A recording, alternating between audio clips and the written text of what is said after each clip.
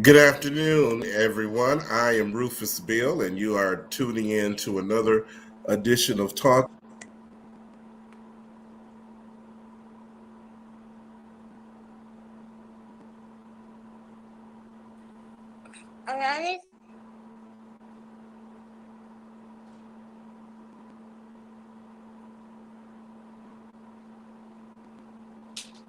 How about that?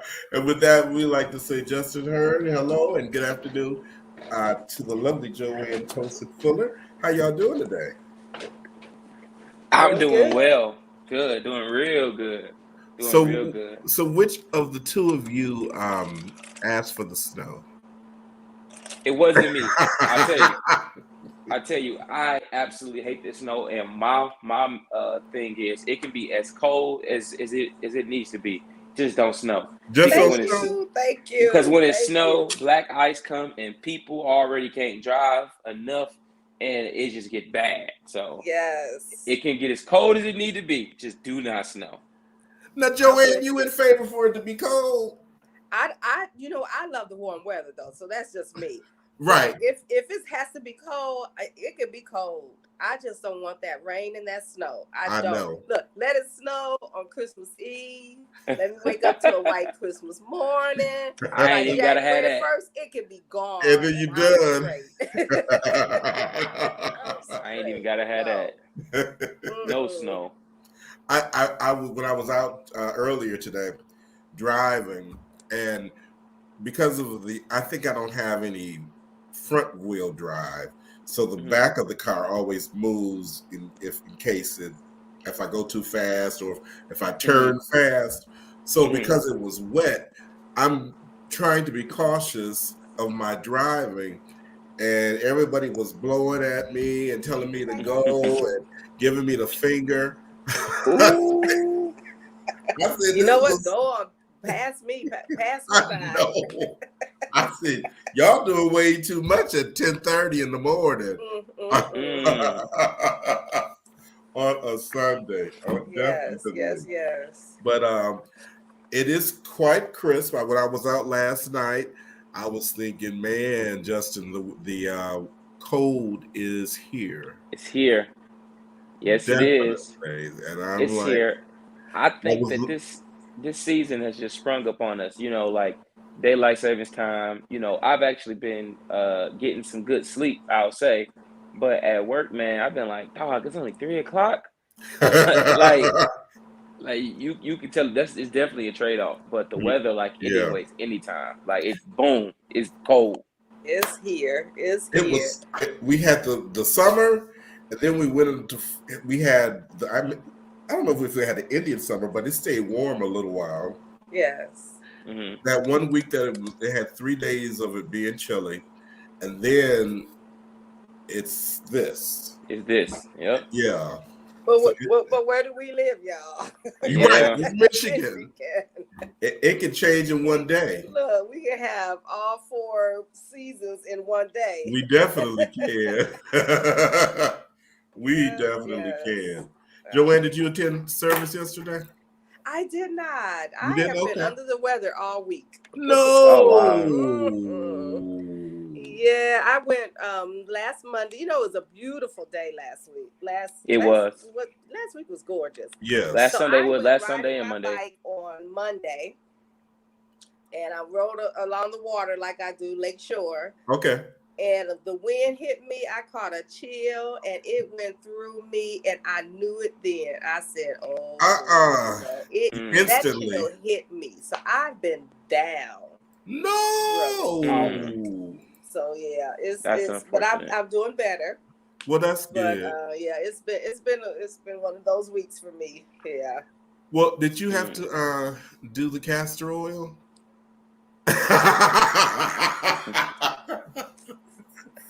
This is you this you is didn't do a the old remedy. no. I'm just gonna be nice. No, but I was looking for some Buckleys. Oh, were you really? I was looking for Buckleys. I really was. Oh man. Now, Yeah. what is Buckley's? I have no idea what that is. Buckley's. When we were kids, when Rufus and I were kids, there was Buckley's, there was 666, there were Father Father John's, John. and then the castor oil stuff. So whenever you caught a cold or anything, they felt something coming on. That's what. Well, you got one of those. Buckley's to me tastes like turpentine. Perfect. And Perfect and people say, well, how you know what turpentine tastes? It's the smell of turpentine that tastes like Buckley's. Yes. It is strong. It's very strong. The last time I bought Buckley's, I was on vacation, so I was over in the islands. I think I was in Barbados or something, and they were selling Buckley's there, and I bought some and bought it home. Really? But it's hard to find Buckley's here anymore. What Justin? It'll knock stuff out of you. It certainly will. Knock it out. Now, yeah, Justin, I ain't heard of it. Are you a child of castor oil? No, not a child of castor oil. We were told to go take a nap, and that fixed everything. Yeah. Mr. Herb will put you out of bed. Hey, time to go to bed, But not castor oil, but I know whenever we had stomach problems, we would take something called mineral oil. Okay. And kind of the same, yep. Mm-hmm. Okay, and mineral oil tastes like baby oil, Vaseline or something. It's just greasy and right. It works. It works. Yep, it definitely will work. It works, but yeah, but that's what came to my mind. We was given mineral oil, but I've never really been one to take medicine. Mm-hmm. And even in my younger years, and I never really took medicine. Now I'll take I just got back to taking cough syrup because a lot of times I had stayed so far from medicine that I realized that I would deal with a cold kind of longer than what I need to if I actually took something. So I started taking I think I caught a little sniff of something a couple weeks ago, and I took some a cough syrup for about 2 days, and I was straight. And I was like, yeah, I'm back taking cough syrup again, because it ain't linger or nothing. It works for real. So it works. I'm a product of castor oil and NyQuil. So my parents they did the castor oil thing, and my mother had a big silver spoon, a tablespoon. And just to make it, well, how she did it, she would put it in boiling water, and it would be hot and ew, just thinking about it, and then give me a peppermint, and then say you have to don't bring it back up, or you have to take it over again. Wow! Now with Alice, we were more modern. We did NyQuil.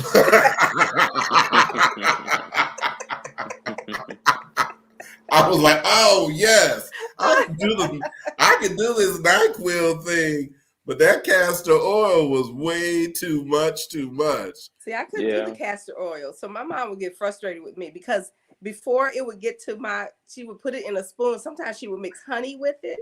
My throat would close, so I would already start gagging because I knew it was coming. So I was like, you know what, I'm through with you, girl. So I couldn't do the castor oil thing. No. Oh, that's crazy. Wow. That's something. For sure. So we want to let everybody know that you can join in the conversation, and you can go into the chat, and if you have some questions or some comments, by all means, you are welcome to do just that. And we'd like to welcome everybody who to the show. To make comments, and maybe as we progress, we're going to open it up so that you can be able to come in live and join us, and we can see who we're talking to. How about that? Be nice. That would be really nice. Justin, what did you see interesting this week in your travels and? This week, what did I see interesting? Okay, I saw this. So, I'm about 15 pounds heavier than I would like to be. Okay. So I'm trying to get down, and my goal is to get down by January 1. So I attend this gym called Orange Theory. I don't know if anybody's familiar with Orange Theory. I wanted to know more about it though. Okay, so I'll tell you all about it. So Orange Theory is a scientific way of working out. So you actually wear a heart rate monitor while you're there, and your heart rate is displayed on the screen. So they have these zones, which is like a gray zone, which means like your body's not doing nothing at all. of a blue zone, which means you're kind of somewhat active. A green zone is where your body is burning the most calories, like in an active good state. And then they have the orange zone, orange and red zone, which simply means that if you can burn enough, if you can spend enough time in these zones, even post workout, you'll be burning calories. So while you're sleeping, you will still be burning calories, or whatever. So it's more of a cardio calisthenic. There's a weight floor, there's a rower machine, and there's a treadmill. And depending on if it's 3G, that means it's 3 different groups. If it's 2G, that means it's 2 different groups going at the same time. And you have a coach there that is there to help accelerate your heart rate. That's coaching you and different things like that. And so it's all different kind of workouts. They call it ESP, which stands for endurance, strength, and power. So some days it'll be a power day, some days it'll be a strength day, some days it'll be an endurance day, and some days it's all of that, mixed in one. So it's a very scientific way to work out, and it is really the science behind it all. You know what I mean? Like calorie deficit. And one thing that I love about it is they do these body scans. And this body scan, you stand on the scale and you hold this thing, and they actually tell you, how much muscle is in your body versus how much fat versus your left arm from your right arm, your left leg from your right arm. It gets very technical. Yeah. And so it really puts in perspective like your body fat versus your body mass. And it's just a real scientific way of meeting that. But it's good. But I'm gonna tell you this, it's tough. It's tough. I invited a guy actually from a previous church. It's an older guy. He's a deacon. He wanted to come work out with me, and I said, okay, you come work out with me, whatever. And then afterwards, he was like, man, I don't think I desire to work out that hard. So it's not at your own pace, and the environment they put you in is with other people. They have something called splat points. Splat points is the amount of time that you spend in the orange and the red. And that they say if you get at least 12 splat points, then you'll be burning calories up to 24 hours post your workout. So everybody's trying to get those splat points because you're into that afterburn. So you know that when you're sleeping, when you're sitting at your desk at the work, you're burning more and more and more and more calories. So It's a very competitive atmosphere. Now, when I saw the first one that I saw, Joanne, was in Royal Oak, and I said Orange Theory. I couldn't put the concept together of what it was, and then I figured it was a gym. I got that revelation, but it still didn't dawn on me that it was a scientific theory of losing weight until Justin just explained that. Definitely. So how many groups? So you have to be in a group? No. So everything is a group. So I believe there's 12 spots there's 12 treadmills, there's 12 rowers, and there's 12 spots on the weight floor. So if my math is right, 12, and 12 is what? 30, am I 36? Am I right? 36, yeah. Okay. So that means that 36 people can be in the workout at one time. So when they say 2G versus 3G, what they do is, 3G, that means that it's going to be people occupying every space. And then after, because the workout is an hour long, no matter if it's 2G or 3G, it's an hour long. So if it's a 3G, that means that everybody is rotating once around the room. And if it's a 2G, that means that everybody is rotating, could be twice around the room, or even sometimes still 3 times. It's just all a matter of how many people are in that class. So like I said, when you do a 2G workout, you're going to spend 30 minutes on the treadmill, and you can spend 30 minutes on the weight floor, or you can spend half of that time on the weight floor, half the time on a rower. It just all depends on how the class is and how the class is set up. But so when you say a group, the classes are like every hour during the day or whatever. And so whatever class you sign up for, that's who will be in your class for the day or your group for the day. So is it based on time as well? How long you can spend in? It's not. So you earn splat points. So the splat points are telling you how much time you spend in the red zone, how much time. Because at the end of the class, you get this graph that shows you like, oh, you spent 20 minutes in the green zone, 2 minutes in the red zone. It shows you, how much time you spend in each zone. And every class has a trainer. And the trainers, you develop your favorite trainers, and you develop the people who trainers you don't really care for or whatever. But something that I noticed though this week though, well, I'll say this first, that every Orange Theory has a different vibe. I really like the Grosse Pointe vibe. That's the one that I attend to. Okay. I did some training for work in Lansing, and in the Orange Theory that I went to in Lansing, had I been there first, I probably would have never signed up for Orange Theory. It was just a different vibe, like for real. It's just a whole different vibe.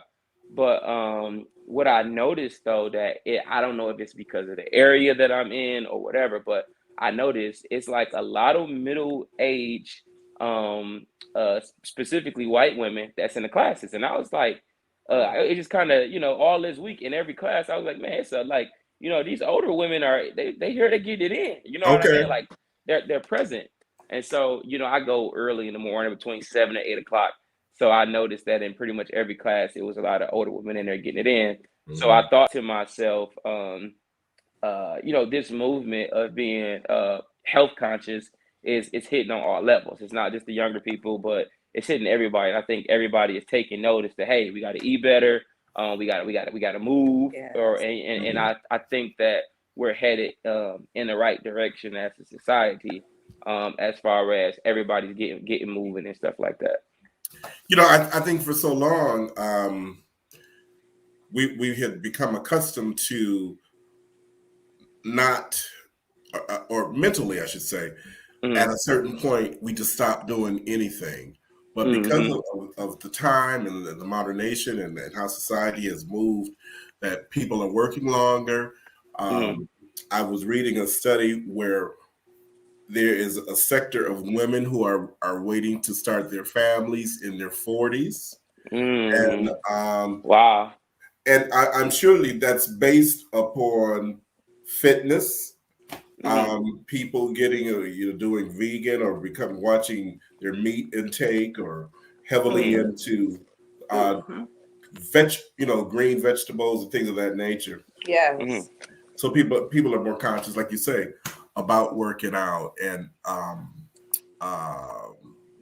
trying to live a healthier, enhanced life. Yeah.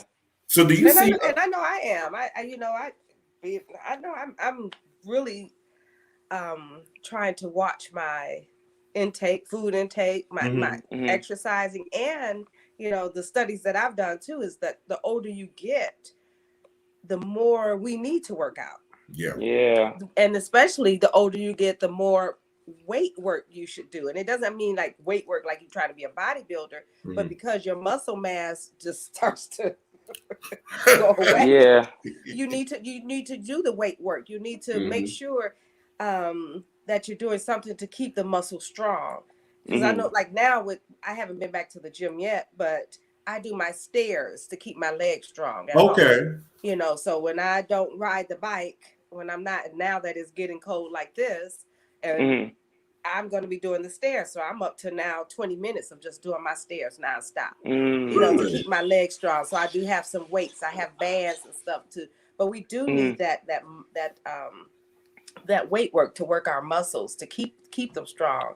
And they also did a study that, how a lot of people say seniors, when we get to a certain age, that we want to live in a house with no stairs, we want mm-hmm. everything on one level. But they did a study that showed that if they did not have a workout program outside of their home, that they actually declined faster with their health. Yep, I could see because stairs actually are good for you because you're lifting your body weight constantly. Mm-hmm. And I know there's situations that some people, but they're saying that's kind of it goes against what probably should happen. That we need to keep some stairs. We need to do that. We need to do some weight work. So I agree with you. And then of course those stairs will get that heart rate. Yes. Going instantly. Mm-hmm. And that's the beauty about Orange Theory is that they metabolically, they say that is you burn more calories and you fast less weight if you can take your body through change, meaning your heart rate is up and then to bring it down, and it goes up and bring it down, and I think that's the unique part about Orange Theory and some of the workouts. Some of the workouts are like rolling hills. So you starting off on this level, and there's a power walker standard, and then there's a jogger and runner standard that the trainer will call out. And sometimes, you know, you're going elevation will be at a 7 and your run to be at a 7, or and they strategically take, and that's where the science comes at, taking your heart rate up and down at periods of time. And you know, a lot of people say this a lot, is that to older people, is that when you stop moving, you die, and that's literally because your body stopped functioning. And you know, the more that we function our bodies, the more that we go for walks. I tell my mom, like, you know, she don't have any workout equipment, but you know, in the wintertime, I tell her just go to the mall and walk. You know what I mean? Because just staying active, keeping those muscles and stuff going, it just does so many wonders for the body. Yes, it does. Yes, it does. And I think for so long, people viewed a certain age as, oh, it's time to not do anything else. Yep. Let me just sit. Let me just sit. I live my life. I live hard. Let me just sit. Relax the rest of my life. But you know what? But you know, back in the day, you know, like the average lifespan was 60, 65. Now the average lifespan is what? 80, 85, I think they said. That's why they're fussing about Social Security and all that stuff. But the average lifespan now, I mean, how many people do we know that have lived to 85, 90, 95? I know. It's not, it's more common to see someone that's in their late 80s, early 90s, within the last 5 to 7 years than it was 20 years ago. Yes. You know? It's very interesting. And but you know, I have this problem in terms of being conscious of what I eat, because I don't like to cook. And I don't know how you two can do it. But so if I've decided to, okay, I'm on the bandwagon, and I can be on the bandwagon for a long time, and I'm making the salads and I'm doing the proper eating. But after, if I'm like earlier in the year, no, it was about a year ago, I was working out and I was doing the meal prep and all that, and I did it November, December, January, February. I was done. Like, I'm done. I'm done. And then I had the nerve to have lost some pounds too. I think I did like 30 pounds. I was like, oh, okay. I said, I can do this without having to do a salad every meal. And it doesn't work like that. But I fall off because I have to prepare the meal. Yeah. And then I was thinking about, I said, well, you know, they have all of these different type of services where you can order and they'll deliver the food, but you still have to cook it. You're not gonna get out of cooking. I guess not. You're not. But what you can do though is they have a lot, and when I say a lot, there's so many companies that do meal prepping. And so what you do is, you know, that meal, all you gotta do is throw it in the microwave. So you know that's gonna run you though about $7 a meal or something like that. So I mean that can get, you know, it can get a little pricey, but overall you won't have to cook. You don't have to worry about, you know, putting nothing in the oven or anything like that. I know my wife and I, we do that too. That's incorporated into, like, she got days that she cooks, and then she got other days, and we still order meal preps that we take for lunch, and some days we'll have a meal prep. And the grocery stores are now, man, like especially like Kroger, they just put like this big super Kroger not too far from me in St. Clair Shores, and you know they got like you can get the meal preps from there, and you can get it where it's already cooked, it's already seasoned. All you gotta do is throw it in the oven. Like you can get it already seasoned and everything, like crab cakes to shrimp, whatever, like already prepared. And so you're just watching it for, you know, the time that it's in the oven, instead of actually having to prep it and cut it like some of the companies that actually deliver. You still got to cut the food up and stuff like that. Well, you can go to Kroger and get a whole dinner that you just simply got to put in the oven. Well, that's my kind of deal. Listen, if you're just tuning in or just viewing in, it's Talking to Joanne Tosin Fuller. and Justin and Rufus. What did somebody say? Reggie said. Oh, JFF.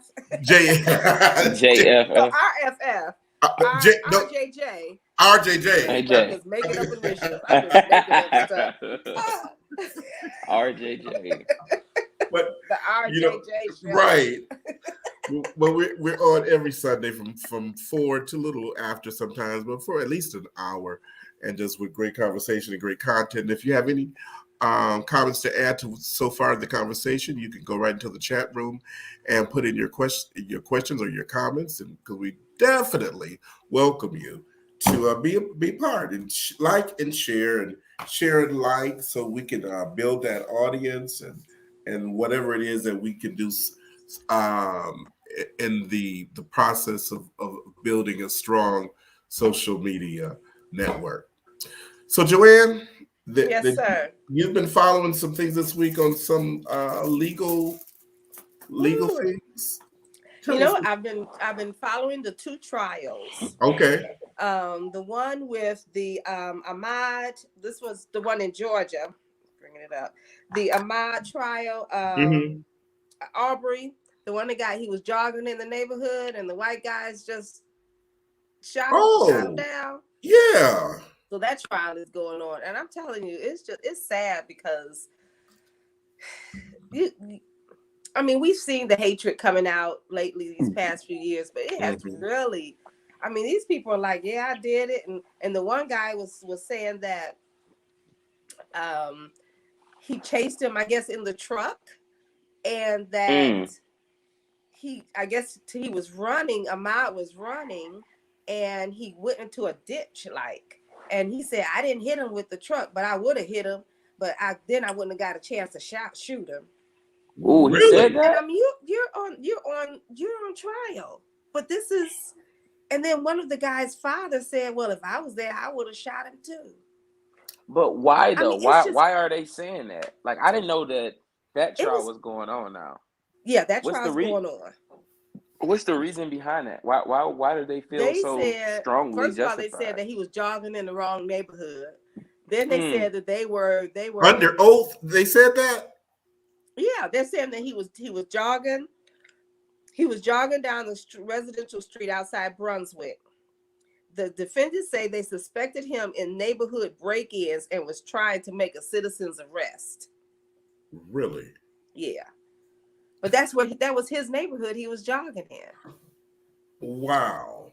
But my whole thing is, to make a citizen's arrest, you have to be sure that, number one, you in the presence, like a felony has been committed, and number two, where's the evidence?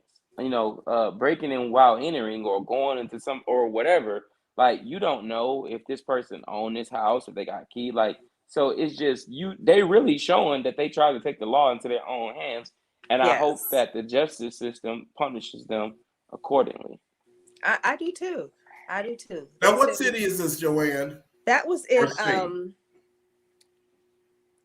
in Georgia. In Georgia. I'm looking for the city. I don't see the city. You said Bronze, or that But his name is Ahmaud Aubrey. Yep, Ahmaud Aubrey. But they said that they were, but that was his neighborhood, and he tried to tell them I live in this neighborhood. No, you don't. And they just got to him. They just went after him because he was black. They didn't, jogging while black. I just hope that the prosecutors, whoever it is, and I think this is a big reason why Trayvon Martin got off. Because court is not about what you know; it's about what you can prove. And when you talk about motives, you can't prove that somebody killed somebody or did something to them because they're black. The only way that you can prove that is if they actually say that I did it because I was black.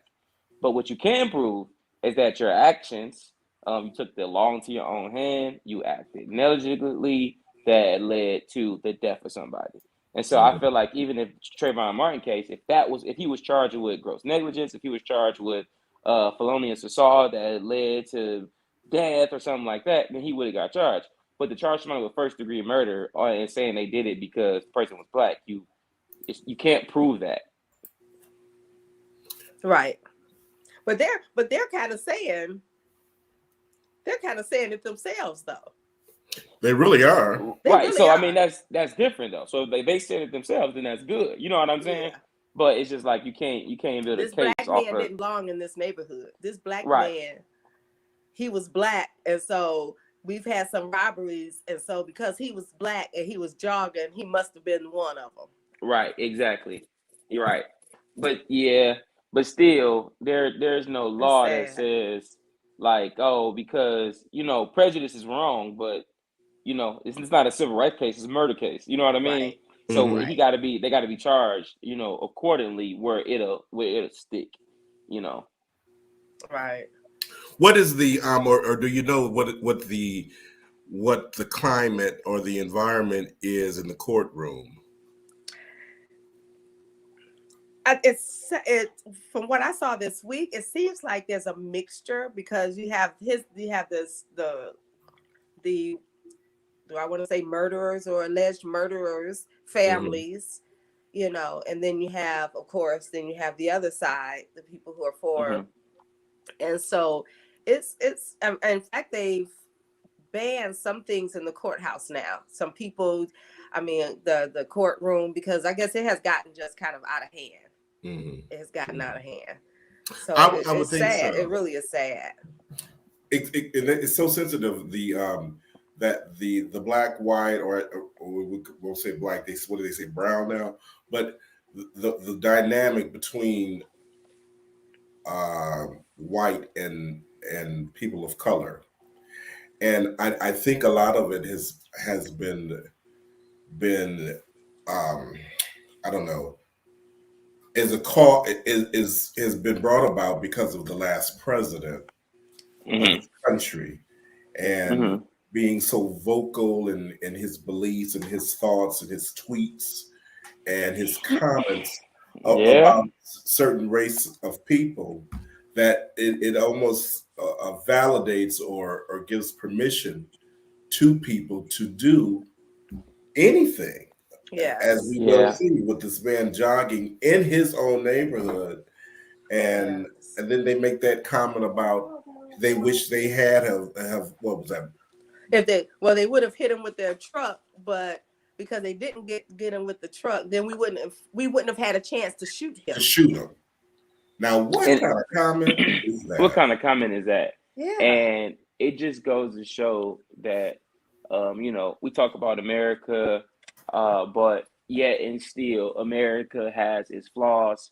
It has its issues, and racism and the unfair treatment of Black and brown people in this country, and the privilege of white folks is real, and it's so ignorant, But as Rufus stated, the president Donald Trump, he allowed people to feel comfortable to start having these conversations again.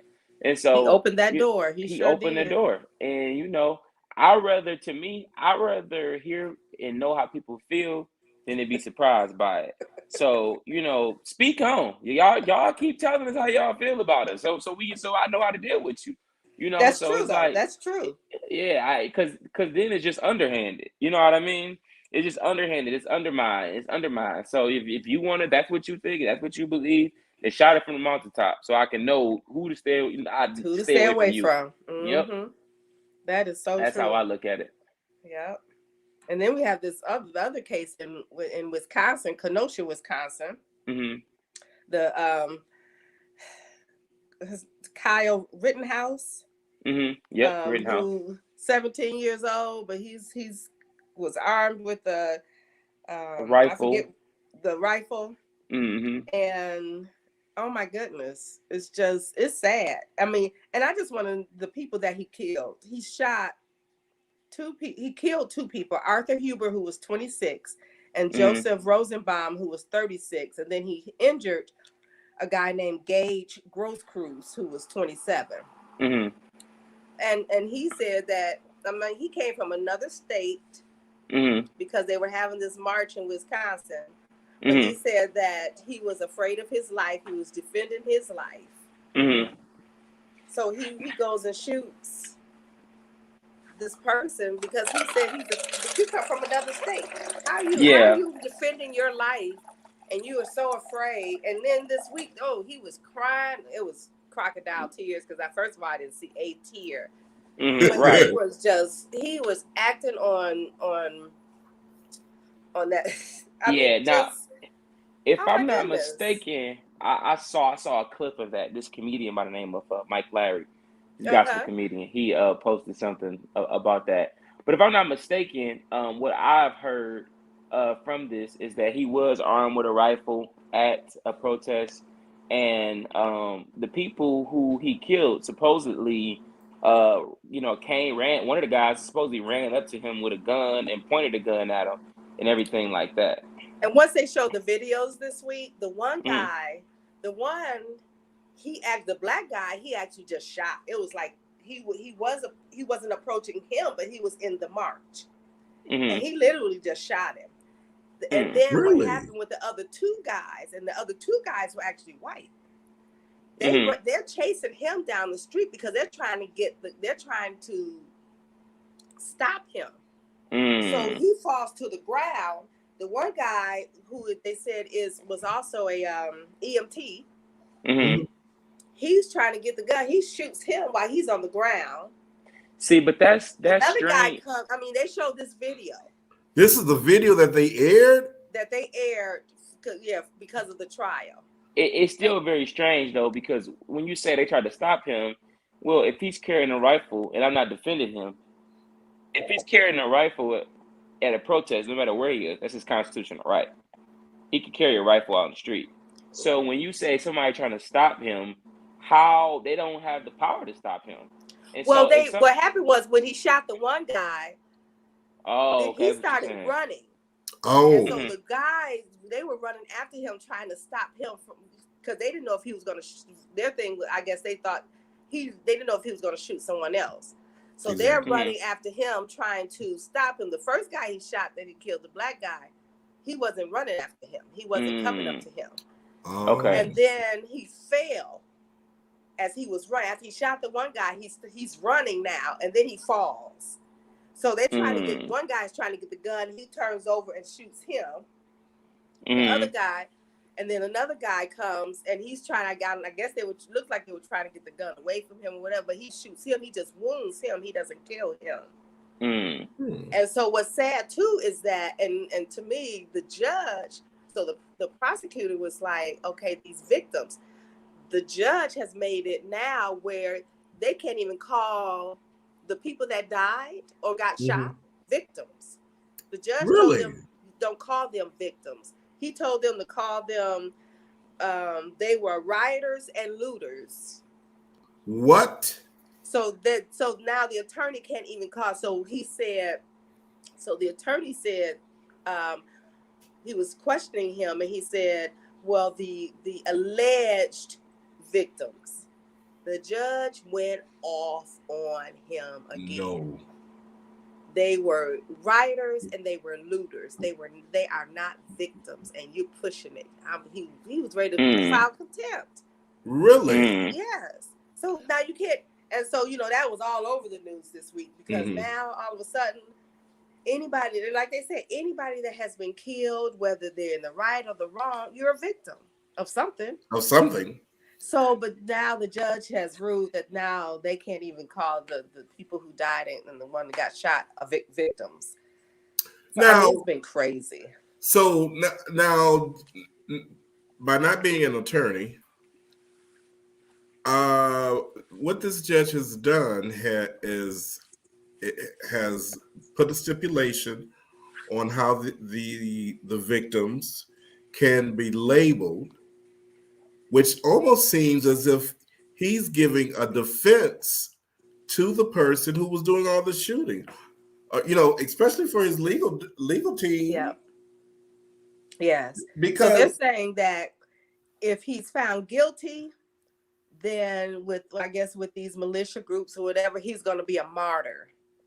But if he's found innocent, because they can't retry him again. That's right. Then it's like, what door does this open now for anybody? Exactly. What door does this open? And he was 17. So it was at 17, it was illegal for him to have that rifle. That is unreal. And you came from another state to Cut do this. up.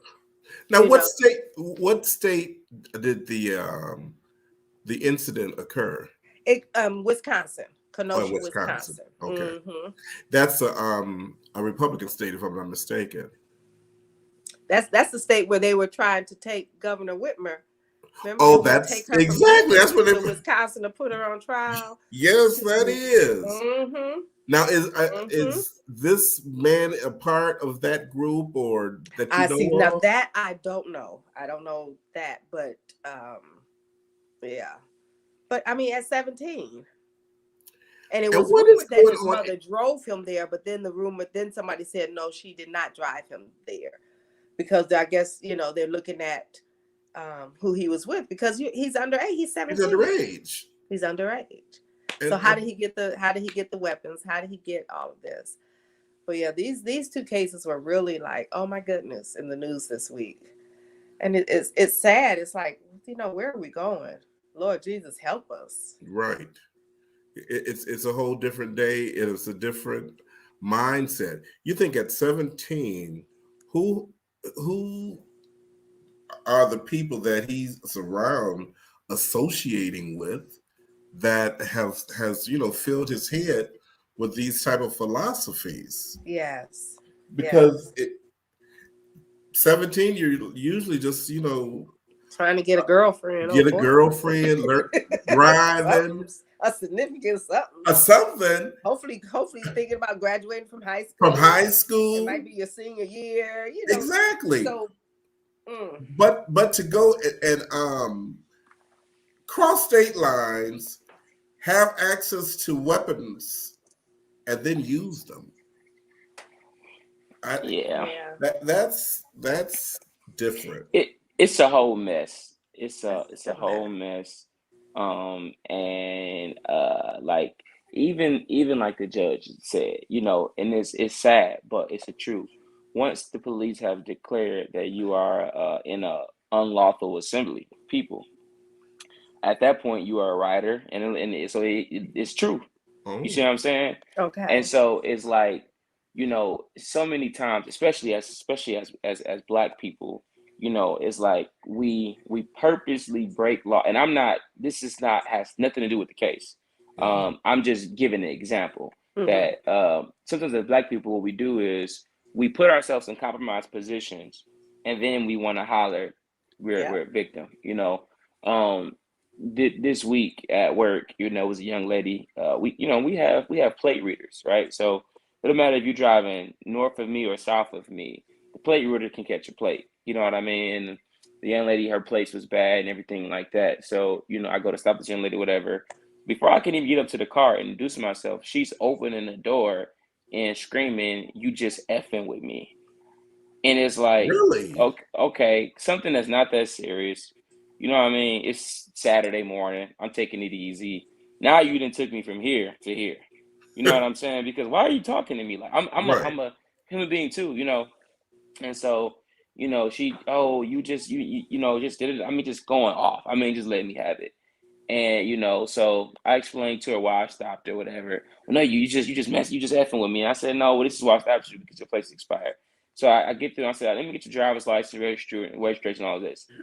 She don't even have a license. And I was just like, you don't even have your stuff in order. Nothing. So you talking big. You talking big trash. Right. So it would behoove you just to be calm and nice, right? And hope for a good outcome. But we as people can be so entitled and so want to play the victim. It's like, yo, you know what I'm saying? Like, yes. And she's and she's her daughter was in the car. Now she looked super young. I don't know how old she was, but she looked around my age. And the young lady next to her was definitely a teenager, so I'm not sure how old she really was. But she said she's trying Saturday morning. She's trying to get to the hairdresser. And I'm just like, going and making their hair appointment is just that important, that you got to cuss me out and all the other stuff. And ultimately, you wrong as two left shoes. You don't have a license. You don't have insurance. Your plate is expired, and I'm picking on you. You know what I'm saying? That was 3 strikes right there. But, exactly. But you're so right, Justin, and I see that a lot nowadays, where people do not take responsibility right for their actions. They don't take responsibility for. They don't see how They're they played wrong. a part in certain situations. Mm-hmm. Yeah, it's always everybody else's fault. Mm-hmm. Right. It's always, and first of all, why go off like that on you if you stop me? If I didn't do anything wrong, then I have no reason to. There's no need, right? No need. And first, and then let me find out why you stopped me. It could be something. I mean, who knows? Right. Who knows? And it's like, and we were talking about a profession where I have, complete discretion.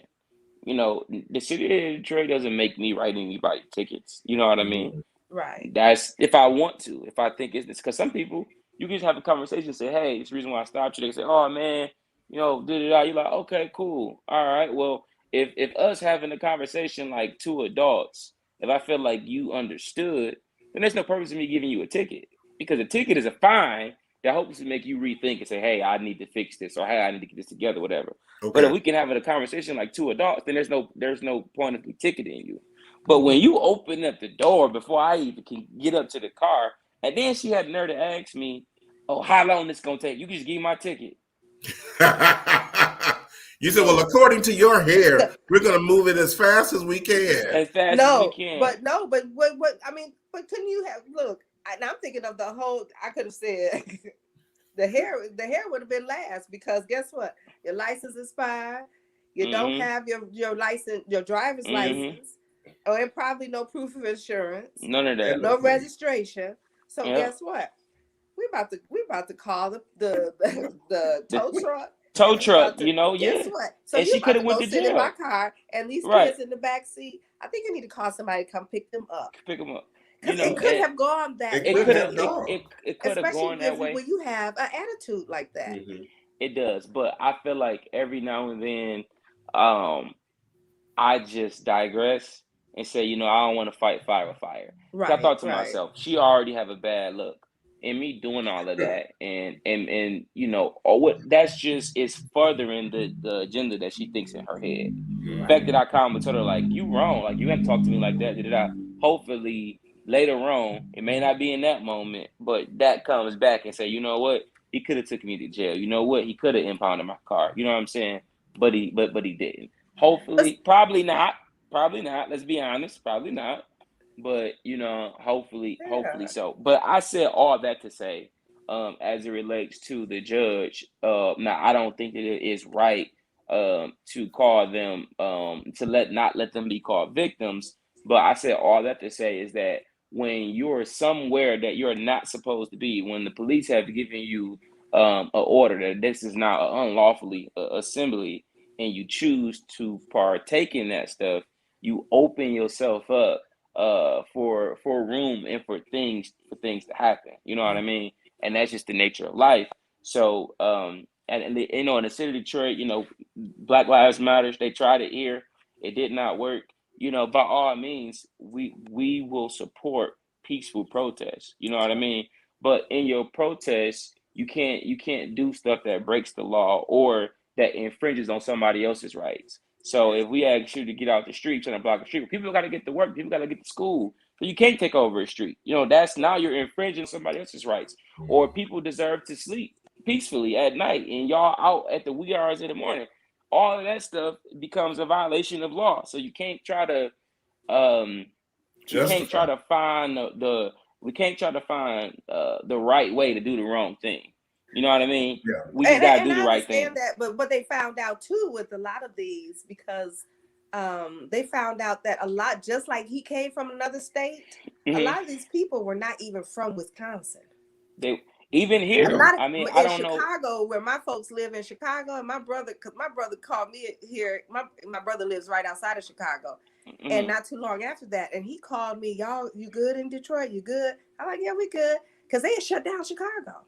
Yeah. Because they found out was that a lot of people, they were checking IDs. They were checking everything, so that if you didn't live in a certain area, you need to go. They found out and even in New York, that these people were going from state to state to state. They, and the they people were. that were actually causing the problems were the people who were traveling from state to state, not the people who were actually living in the states. I want to say it was either the first night or the second night or one night in the protest that we arrested like 50 people, and only 3 people out of 50 actually lived in Detroit.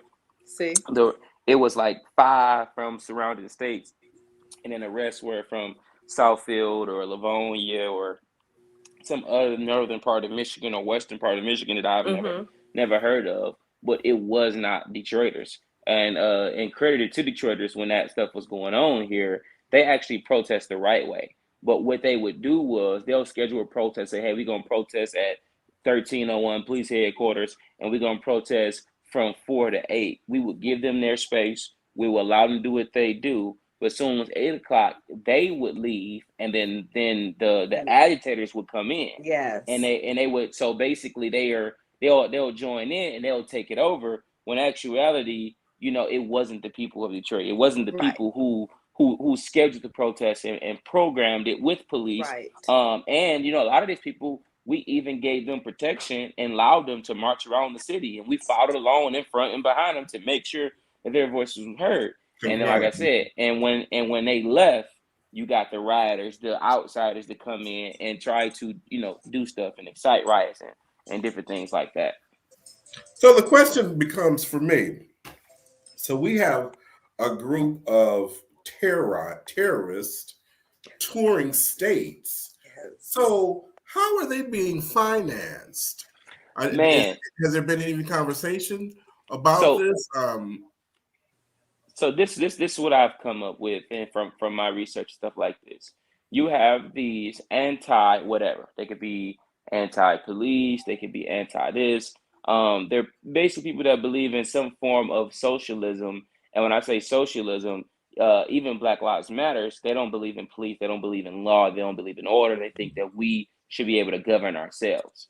So what they do is they use, prime example, Black Lives Matters. They use these platforms to infiltrate and to get their message out. So while we heard for Black Lives Matters, now there may be some lingering people. Now this group comes in and now they're giving their cause. You know what I'm saying? And I truly believe that from this, I think it was like 30 straight days here in Detroit or more people protesting. My whole thing was, where was y'all didn't work? So these things are politically motivated for one way or another, and we'll probably never know. But I truly believe that the infrastructure that they had and how they did it and how they were doing it, somebody's funding them. Some political campaign is giving them money to keep this stuff up, to keep it going. So yeah. They are again. They're professional protesters. I'm not sure if you guys know this, whatever, but there were paid lawyers that would come down to the protests and represent the people who got arrested. Like they had paid lawyers the whole time marching with them. Who's paying these lawyers? Somebody's paying them to be there. They're not just there. They're getting their fees. Trust me. So it's definitely politically motivated for whatever reason, and somebody's behind it. Definitely, it's just not by happenstance. And gas is what, $3.40? So they're traveling. That's what I should have talked about. I posted on my Facebook and my Instagram. By the way, too, I went ahead and went back to Justin Hearn on Facebook. I'm no longer Justin Henry. Justin Hearn back on Facebook. But I posted. I have a Ram. I have a Ram pickup truck with a Hemi engine. It cost me $71 this week to fill up. $71 to fill up, and that's a crying shame. Was that Monday? It was Monday or Sunday or Monday. I posted it, but the thing about it is, under Barack Obama, we did so much to create our own fuel and to depend less on overseas. And that's why we saw our gas prices drop so much. Whenever there's a change in president, you never know how things can go. So you always gonna see a 5 or 6% increase. Okay. Right. Well, that took us to like 250, 270. Now all of a sudden we're at 350, 360. Yes. Where this is coming from, I have no idea. I don't understand. I believe that I mean, because if they were still making money when we were paying, and I know y'all remember it was a couple last year, we were paying $1 something. Yeah, right. It was between March, because I think at Costco it had gone down to like 98 cents at one point. I think it lasted for a few days.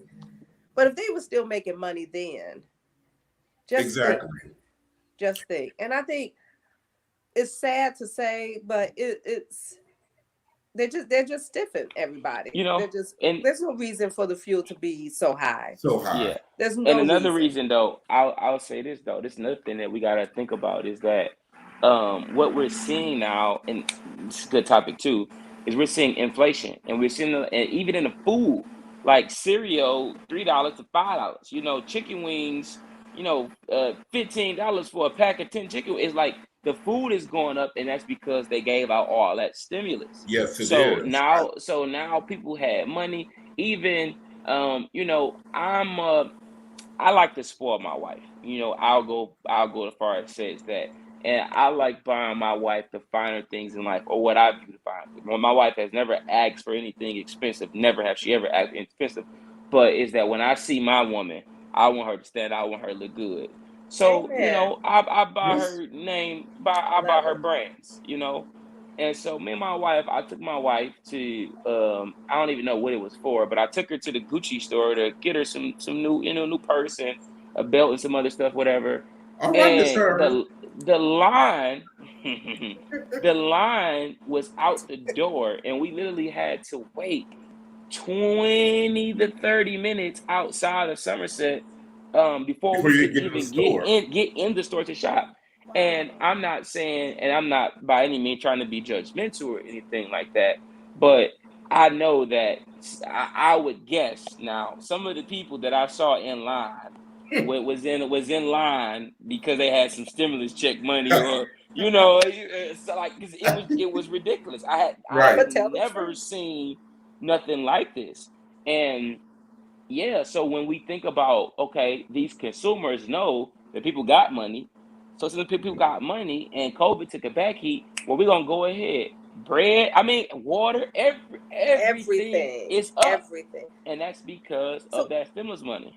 So then I have a question. So then saying all of that, because a lot of people are trying to blame all of the price increase and all of this with the ships that are stuck out in the ocean and and so they keep showing pictures every now and then of the ship, all these ships being out there, which to me is, first of all, it's sad.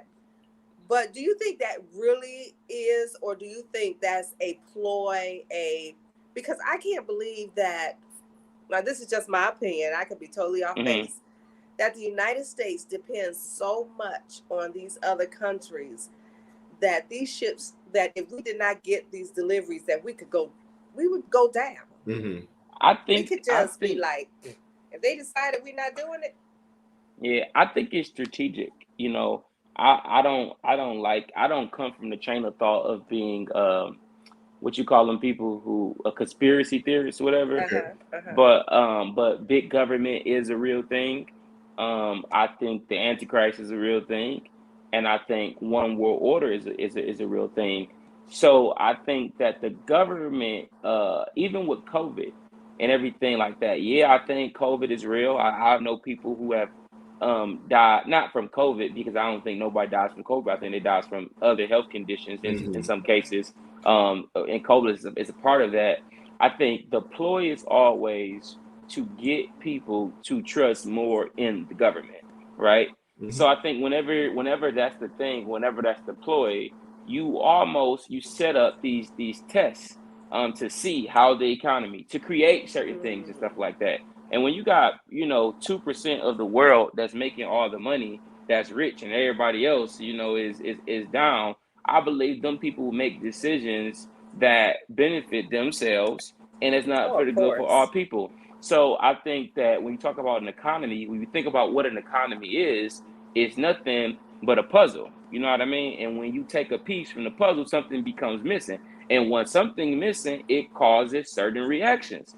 I mean, there's documentaries even on YouTube or Netflix and stuff like that about the housing crisis, about how they knew, Congress knew, they were warned about the stuff that was going on, and they still did nothing. Right. But it's in stuff like that, through the rich get richer, like, just like the Illegits. How were they able to buy half of downtown Detroit? Dan Gilbert, how is he able to afford a whole city like that?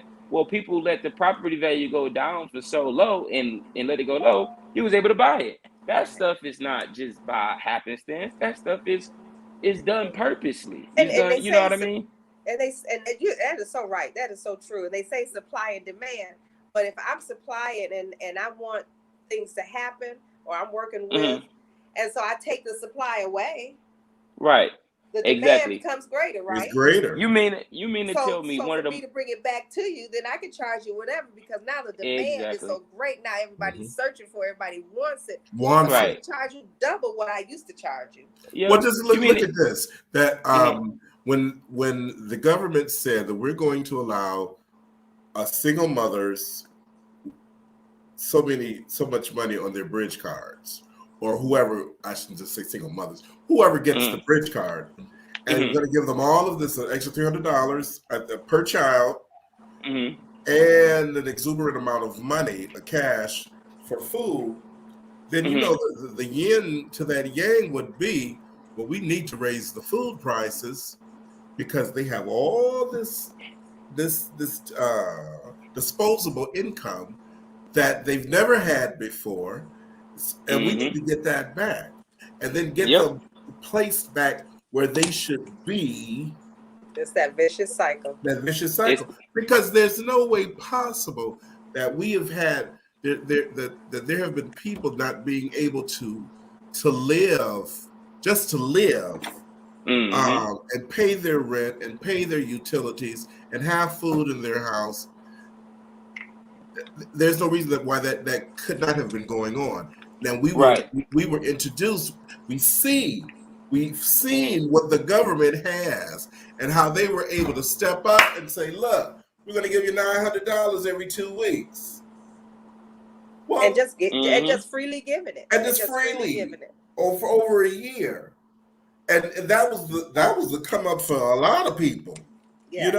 That have never been able to go to the Gucci store, or be able to go and buy porterhouse steaks, or increase their living. So it's crazy. It's crazy going on all the time. Exactly, and it's so crazy how it's a crisis. We can give out all this money. Boy, where was all this money at?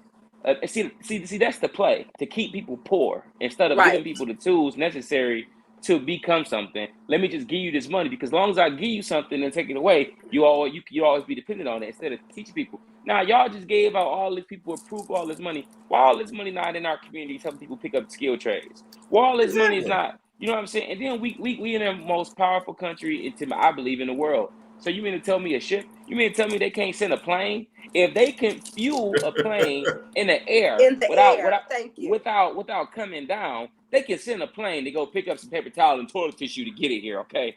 So if it's military, get these military ships, exactly. Military planes, please. So if it's stuck intentionally. You know what I mean? It's there because they just told them y'all gonna idle for 2 months and then y'all can come in. It's somebody, somebody doing something. I totally agree. Purposely planned and designed to do just exactly what's going on. My saying is, oh Lord, when Lord breaks through those clouds, folks got some stuff to pay for. Yes, they do. And I'm just praying I'm going up with them. That's all I just want to be ready. I know that's to go right. up with you. That's it. That's all I want. Some folks, and I ain't got, folks gonna have some stuff to pay for. As Ricky would tell Lucy, you got some explaining to do. Listen, we've had a great show today. We sure have. We definitely, and we'd like to thank everybody who's viewing us live and that will view us later whenever it's shared, and we really appreciate your time. 20 seconds, Justin, what you want to leave us with? I want to leave y'all with this. So God is bigger than anything. Anything you can deal with, anything you can struggle with. If you put more focus on God and less focus on the situation, you'll realize the situation is really not as big as it is. Awesome. All right. Yes. Joanne? I love it. I love it. I you know what? I just piggyback on Justin. God is bigger than anything that's going on in your life. And you got to believe it. Anything. I agree. And he's there. He is there. Yes, he is. Yeah. Yes, he is. Well, my last 20 seconds, I'm going to say I want the two of you to have a great week. You too, Rufus. Can I get 5 more seconds? Can I get 5 more seconds? Well, it's our show. We can take okay. All right. So I got a question for y'all. What do y'all think about doing a live show soon? What do y'all think about that? A remote? Yeah, we pick a location and we get together and we do the show together in one spot. We're all game. Okay, cool. I'm gonna set it up. So we'll work on it. All right, now y'all heard it right over there. Maybe the finale. How about we do the finale live and in person? That sounds great. Okay. All right. Let me get my membership to Orange Theory first. Slim this on down. Oh no, that sounds like fun though. That'll be great. Yeah. Let's do it. I'll set it up. Okay. I'll set it up. Okay. Well, that's something that we have to look forward to. So, JJ and R, we signing off. Everybody have a great evening, and thank you everybody for listening and viewing and being part of what we do, because we couldn't do it unless you allowed us to do it. Have a blessed week. Love y'all. Great. Love you. Love y'all.